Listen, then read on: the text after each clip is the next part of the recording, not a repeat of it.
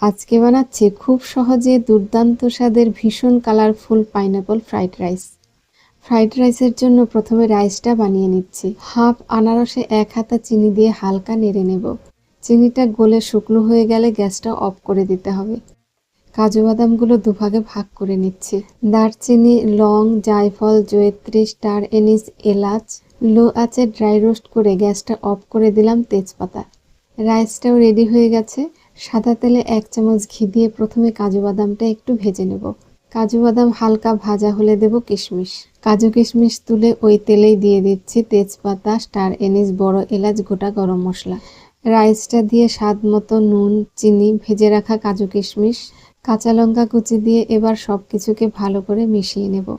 1 চামচ ঘি, ভাজা গরম মশলার গুঁড়ো, চিনি দিয়ে রান্না করা আনারস, তারপর আবার সব কিছুকে ভালো করে মিশিয়ে নিচ্ছি। ঘিয়ে ভাজা পনির, চেরি, টুটি ফুটি দিয়ে গার্নিশ করে পরিবেশন করলাম।